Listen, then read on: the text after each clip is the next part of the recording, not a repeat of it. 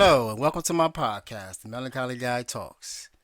And right now, I'm talking about recovery, living with addiction. In this podcast, I'm sharing my journey through life while being an open, polyamorous African American male living in recovery. I am the Melancholy Guy, Calvin, or CPJR if you know me. And today, I definitely believe that change I must or die I will. To learn more about the Melancholy Guy, go to Instagram and click the link in the bio. Also, with a donation of just $1, you can have access to my first series on ethical non monogamy, the fun stuff that started my podcast journey. See my Patreon page for more info. Links in the show notes and the Instagram bio. So let's talk. Today's date is 5/3/2020, and it's been 106 days since I felt the need to pick up my drug of choice. Today's episode is What Will Dating in Recovery Look Like? Episode 57. This show will consist of three segments: the weekly check in, the discussion topic, and Ask an Addict question of the week. This is the format that I experienced the many times that I was an intensive outpatient, so it seems appropriate now as this show is truly an integral part of my recovery process. Welcome or welcome back. And I nailed that introduction. I don't know if if you ever listened to the show before, but that is one of the only times I've actually made it completely through the introduction and did not mess up that one time. I'm quite proud of myself. So that might be an indication as to how things have been going this week. Things have been going very well. We're sitting to check in. Everybody, please come in, have a seat as we begin this week's session. So, um, this week has been pretty good. Another week of work. Still pressing forward with recovery and life and relationships and moving and getting ready to move, packing up this place and uh, working with Kimberly, my eco partner, to as she settles in on her place and me settling in and moving in and her closing and my signing a lease. It's quite exciting. I must say, quite exciting and quite peaceful to be in this position after such a time of turmoil. And it's a time of reflection. And it's funny. This weekend, I have allergies. I have bad asthma. So this weekend, I got really I've been trying to like not take sleep aids and things like that. Trying to sleep naturally because I've been really congested in my head and ringing in my ears. So I've been trying to like just not take anything. And I haven't slept. I didn't sleep in 3 days on Saturday. Didn't sleep 3 days. And Saturday morning, I just woke up exhausted. Head was stuffed up. Could hardly breathe. Um, and immediately I thought I had like COVID, because of the coronavirus. But no fever or anything like that. It's just pretty much just like my yearly allergies, which a lot of people have thought they had, and turned out to be COVID. But luckily today, went to Walmart, went shopping, and bought some things. Decongestants, Alka Plus. Got a great night's sleep. Woke up today feeling great. It was nice to spend my weekend um, with someone that's very supportive, and I actually got through it and didn't have COVID. She's feeling a bit down, so I hope she's feeling better too. So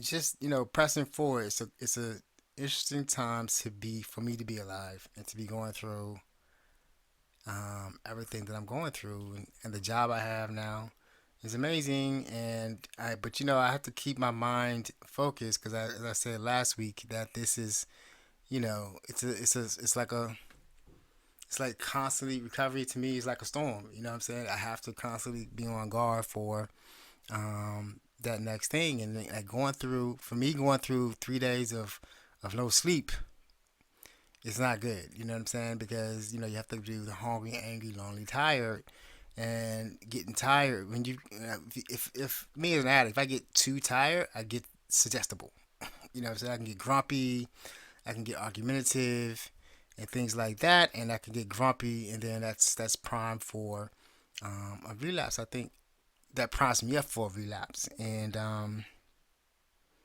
I think Kimberly was asking me some things this weekend about me being tempted or anything like that, and I said nope, no temptation because I'm doing the work now to keep myself centered. So I know my two triggers are always money, payday. So payday was on Friday, no problem, went through that, and then Saturday, um, Friday I went to work and then went to the store. And I'm like, nah, no temptation because here's the point though. It's not like a temptation if I'm not already priming myself. If I'm not already, um, the trigger's real. I'm gonna tell you that right now. The trigger's real. It can happen at any time, but then the relapse for me takes a while. If I'm doing the work every day, like I say, me doing my recovery work every day, my reading, going to a meeting, preparing for this podcast, talking about my feelings with somebody who I really appreciate, and things like that, and being open to change, I'm pretty much in a good place. So a temptation is not gonna trigger me. You know what I mean? As long as I've taken care of the triggers that I have right now that are really bad for me, and I can't go into cravings, I don't really pretty much worry about. Well, I always worry about everything, but I don't really worry about being triggered to the point where I'm going to run away or just leave totally high and I can't take it, and I'm going to do what I got to do because I haven't, because I'm doing the work now every day in order to stay that off. You know what I mean? Like if I stopped, like if I had kept going, if I was like sleepy like that and not, you know, had somebody talk to. I didn't have anyone to talk about it with, to talk it out and help me work through it. That might have been a prime time for me just to get down in dumps. I used to get down in dumps when I get sick, and then that'll set me to a point where relapse is possible. I just don't like being under the weather. So good things this weekend, and I'm gonna keep pressing forward. And so as I press forward and move into like 3 months, I'm in early recovery. And one of the things that starts coming to my mind in the past is dating. So I wanted to just talk about dating in this episode and dating in recovery, especially because it's a topic that I have to deal with. I know that I say I have an anchor partner and I'm have a nesting anchor partner and all that, but I am still ethically non-monogamous, polyamorous, and I'm open. So possibilities of always will always be there for me to date. I don't think that even now, and I'm going to talk about this more, but I want to just talk about. I want to come at this from what I've heard from and what I've read. Of course, I have some stuff that I read and what I've talked about in what I've heard from different groups and recovery support groups and stuff like that is that in early recovery you shouldn't date. And that's always been like a hard and fast rule. Like it's too early for you to date. You got too much going on. Your recovery must come first, which is definitely true. Your recovery must come first. But I'm a pragmatist too. I'm already in a relationship, not a new relationship, but sort of new. We're at a new stage. So it's kind of old, kind of new. It's kind of settled. Definitely in a good place. But still, as you deal with recovery, and luckily she's involved in recovery too. As you deal with recovery, you're discovering new things about yourself. You know what I mean? Like I have just discovered what it is to be, or how to live completely sober, and not seek to get drunk on a daily basis. That's not part of my entertainment. So I have to go back to what I used to like doing, and sometimes it's like reading and taking walks and discovering new shows. And right now we're in the Corona, so you can't really do any new activities. So it's still just still a lot of new things to do and discover. And luckily, I have a new job, so I have a lot of work to do. So those things keep me busy, but still always as somebody, and this is where the intersection comes for me because polyamory, ethical non-monogamy was definitely a big part of my life and definitely helped me discover who I really am being in those communities. And I'm gonna say that like for me, without ethical non-monogamy, I don't think I would be here now because um, being in having the ability to be an open person with people and actually be honest to people, honest with people, and talk to them about who you really are, and them being honest with you. And such an open community really taught me, showed me who I really am, real fast. You know what I mean? Like, because I couldn't, because it wasn't like I couldn't, because I had so many simultaneous relationships, much to probably some people's detriment, um, that I really saw myself roll soon. It took like 6 years, but I saw myself um, failing a lot in relationships. And some people say it's not failing, but I saw myself failing a lot in relationships and not understanding why. But it was always one common denominator as to why I was failing. Um, Not being honest about my addiction and not being honest about where I am in my recovery. And I wasn't in recovery, so about my addiction. And and that really brought home to me how unless I take care of this, I'm going to be by myself because I can't be um, the way I'm set up. I can't really be in relationships without being completely honest at all times. So the way I'm set up in a way that I have to be in an open, open as possible, with open-minded people, curious, smart, intelligent people who are really ready for a journey. And that's the kind of and to be in those type of relationships, I have to be at a healthy place. It's impossible to be unhealthy and be in relationships. So when you come into recovery, it normally for most people, um, it's not a good idea to date. So I looked up this thing on dating, 6 tips for dating and recovery. And then, so I'm just gonna run through these kind of quickly and give my thought on a couple of these. Be in therapy is the first tip. That's a good idea. If you could be in therapy, I do plan to be in therapy. Like I said, I just started my job and I have great benefits. But COVID, I know it's teletherapy and all that kind of stuff. But I'm going to.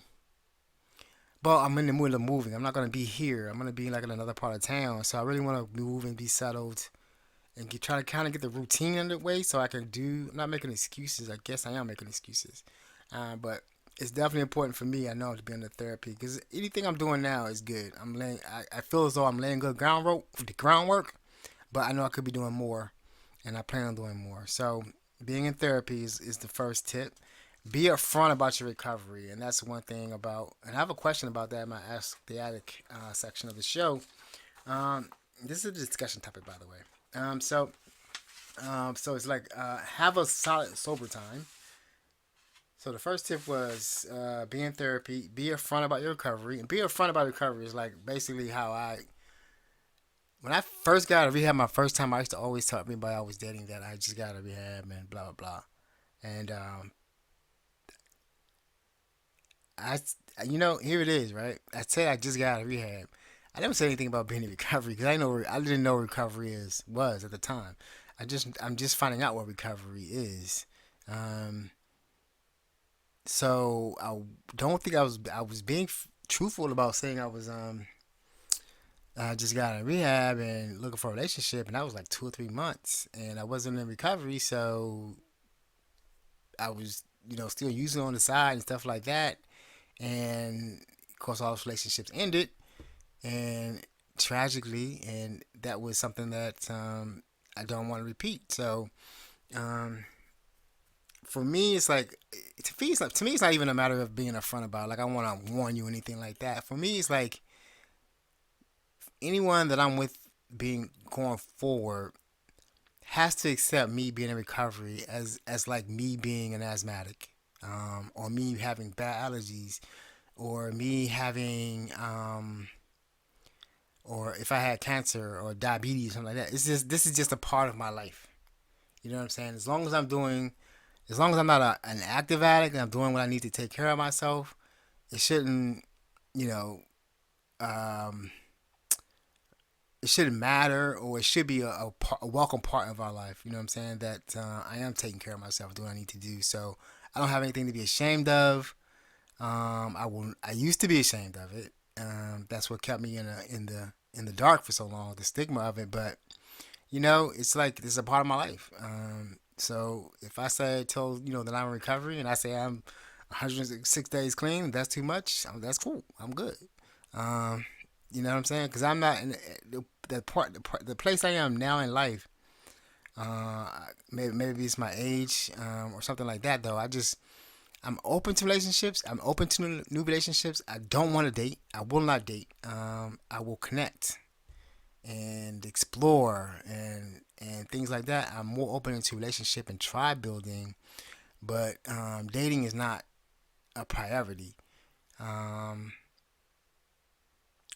I'm of the model. I believe in the model of you know every one no one person can be everything for me. Therefore, I don't want to put the pressure on Kimberly to be everything that I need, and at the time I know she has other friends too, addressing areas for things that she need, and I don't want her to feel like that she can't explore, her relationships and opportunities because I'm not doing taking care of myself enough to, take care, even if I don't. It's the thing that before I got to this point now and got in the relationship that I'm in now, I was perfectly fine. I had got to the point where I was like, you know what, I never have to be in a relationship again. I'm good. The relationship that I really want to be in, a relationship with myself. That is the most important relationship to me today. And if I meet someone great, um, I'm very happy with what I have now, and I know that um, I'll be happy if I meet somebody. I'll be happy if I don't. But I'm always open and I always have a desire to, meet other people and build a tribe and all that kind of stuff. So that's why I'm with that. It's not like I'm ever gonna hide who I am again in life because I want you in my life. If you accept me, my history, who I am, what I'm doing, or you don't, that's okay. That's good because I definitely want to accept you for your life. So I want everything about you too.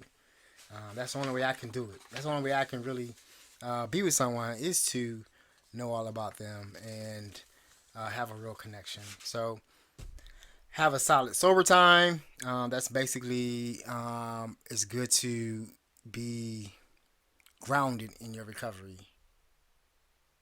That you won't be tempted because you're going out on dates with new people, new relationships, is new stress. You don't really know what's gonna happen. That's why they say the year. It's to me the year is arbitrary. It's not really.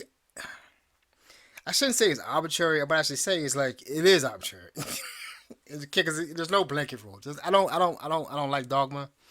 So there's no blanket rule. Everyone's different. So I think it's a good guideline. It's a good suggestion to make sure that you're ready. And if I was the person that I used to be, I definitely wasn't ready for relationships. Um, that was definitely waiting a year. If I'm not doing recovery work in 3 months, a year's not going. If I'm in the same state, I'm not waiting a year. It's not going to be doing any good either. You know what I'm saying? If you're doing the work or you're not. But also, you have to have like emotional intelligence. A lot of people that are getting in recovery don't have emotional intelligence. Don't have a grip on their emotions. Don't have a grip on their just life and relationships cause strife. One thing that I was thinking when I was single is that um, as a single person, you can get up and do what the fuck you want when you want to do it. And in a personal relationship, is you got to check. You know what I mean? Luckily, I'm with an adult, a mature adult, where I don't have to check in and we don't have all that phone shit, jealousy shit, all that kind of stuff because it's an E&M relationship, ethical non-monogamous relationship. So who I'm talking to, who she talking to, whatever the phones, all that bull, none of that matters. Basically, as long as we're being honest about what we're doing, and we share everything. So it's good to be in that position where I don't have those stressors. The only stressor that I have, and I was telling her this morning, is that her acceptance of me is my elevation. It elevates me because I want to be. Not that she's stressing me to be anything or anything like that. Though is that I'm grateful for her acceptance, and that And that the way that looks is me trying to be a better person, to be um, worthy of that acceptance. Does that make sense? So anyway, so then we go to take it slow. That's that. Yeah, take it easy. When they say take it easy, or keep it simple, stupid, and sobriety comes first, your recovery must come first. If the relationship, here's the thing too. No relationship is worth your recovery. No relationship is worth your life. And I'm gonna tell you this. This is something I did not learn, and it cost me years. No relationship. I don't give. No relationship is worth your life. You dig what I'm saying? If it's stressing you out, get the fuck out. Excuse my language, but I don't get it. To be honest with you, and I've been a person who has been in some terrible relationships, and I could not understand. When I look back at it now, I'm like, what the hell was I staying in it for? What was I trying to get? You know, I'm like, if I'm not happy, if something isn't making you happy, I understand like, security and all this kind of stuff. And you might have, I put myself in some bad situations where I could make a move when I wanted to, but God darn, um, if it's bad, it's bad, and just get out, man. I don't know. It's just like your life ain't worth it, and it definitely is not worth your sobriety. Having changed your date. My date is 1/18/2020, and I just don't ever want to change that date again. I'm definitely not gonna give it up for a relationship. You know what I mean? If it's stressing, I mean, and that's why I won't date because I'm not gonna deal with people. I can't deal with. I can't do. I'm an introvert or ambivert. I can't deal with superficial relationships and superficial conversations. I just don't have the strength or energy or interest to deal with that. If we click, we click. If we don't, we don't. I don't have, I'm not searching for topics to talk about or anything. Either we on this level, we are this level of consciousness together, or it's just no problem. I'm good, and I'm not gonna just date you because you look good or anything like that, or you just think I look good or anything like that. It's just like if it clicks, it clicks. If it don't, it don't. And that's what I think that's what it's gonna look like for me. What it's gonna look like for me, I think, in my life, dating won't look traditional. Um, I really don't know actually what it's gonna look like in my life. I think that for this year, unless I'm only open to really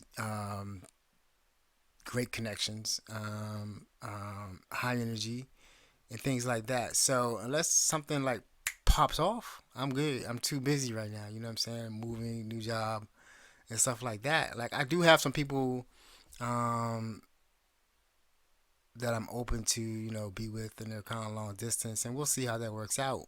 But other than that, anybody new, I don't. We'll see. We'll see. We'll see. It has to for me. It has to be real. I'm not gonna date. I'll meet and hang out, but dating is not on the table. Not like in the traditional sense. And you definitely have to be ethically non-monogamous. So that's rare. At my age, 54, finding somebody who's really ethically non-monogamous and all about tribe building is rare. So um, with that, I'm gonna take my time and enjoy where I'm at. You know what I'm saying? And we'll see what happens. But definitely, if you're new in recovery, and it's a thing about right, like it's a thing. I know that a lot of people that are in recovery are in religion and church and stuff like that, and it's like I know they have this thing about a lot of people date for sex and things like that, and I know for a lot of people, sex is important. Um, and it's gonna get confusing, but if you can wait, wait. If you could just find someone to have sex without the connection. I mean, NSA. That's another thing you could try. But just be careful. Don't give up your sobriety for a relationship. I won't. I've done it many times, and I will never do that again. Um, it's just not worth it. It's just not worth it. And to lose relationship with yourself, that's what's gonna happen if you trying to keep a relationship. Because basically, I think if you're trying to keep a relationship with someone else and you're in recovery, and you basically relapse or whatever, you're gonna lose relationship with yourself, form a codependent relationship with that person, and just be fucked up for who knows how long if you survive. All right. So I'm gonna leave it there.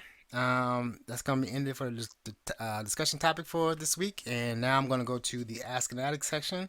And if you have a question, you can DM me on Instagram or send me an email at cpsjr.com, and I will answer the question on the show.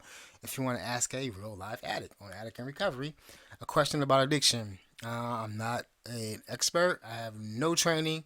I just have a lot of years of addiction, a few days of recovery, and I've been in some rehabs and shit like that. So, anyway, so this question actually came to me from Instagram. It came from someone I know. Uh, I know very well. So, here's the question. As a queer person, I find that I'm always coming out of the closet. Everyone just assumes everyone else is straight or cisgendered or right handed for that matter. As an addict, would you say you're out of the closet? And if so, at what comfort level? So, guess they know that came from someone in my life because they're queer and they use words like cisgendered. So, am I out of the closet as an addict? I'm doing a podcast. Of course, my using handle Melancholy Guy, but I use my email, C. Pierce Jr. It's not gonna be hard to find out who I am. Now, um, I'm not out of the closet. I'm out of the closet more than I used to be, but like I said, I have a job, and I'm not out of the closet there. I just started the position. I didn't even have to tell anything. I just didn't have to tell anything about my past when I got this job. They did a background check, so I was good there. But I won't. I don't think I will come out to my job and say, "Hey, I'm an addict." Or if we go out, because right now we're in the corona. But I'm sure once we go back in the building, and we'll go out. Because in my line of IT, we used to always go out to happy hours and stuff like that. And at the time, I was drinking, so it never became an issue. But now I have to decline because I don't drink. And when they ask me, if anybody asks me why I'm going to drink, am I going to say I don't drink because I'm in recovery?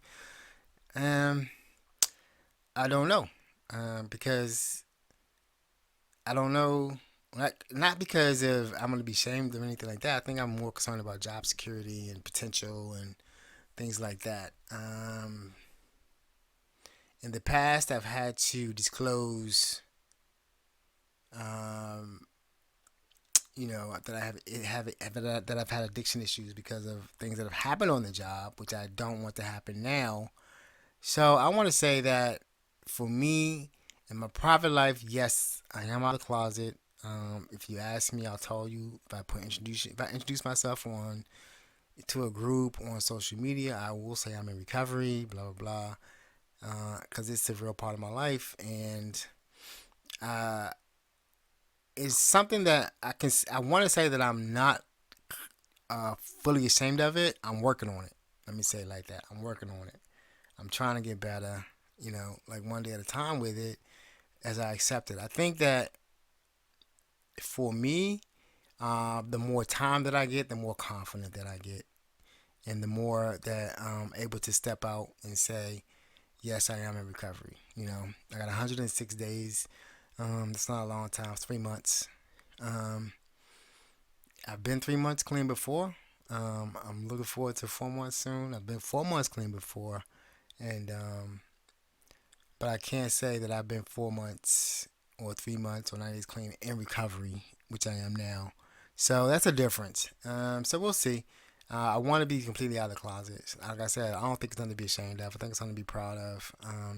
To admit your problems, face them head on, and defeat them, overcome them, not defeat them, overcome them, and move on in spite of.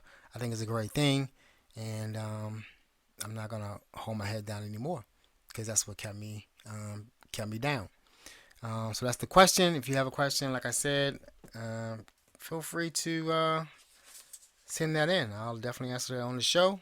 If or not, I'll just answer you in the DM. It's Melancholy Guy on Instagram.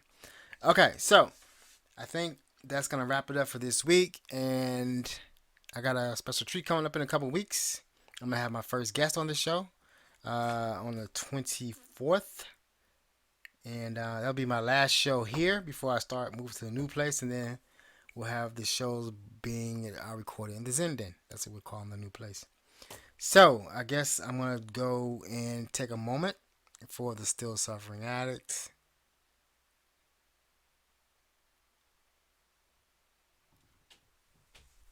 And I just want to say that if you are still suffering from your addiction or in active addiction, just know that you don't have to use again one day at a time, 1 minute at a time, 1 second at a time. You just have to be tired, man. You just have to get to that point where you know your life is fucked and you just want to unfuck it.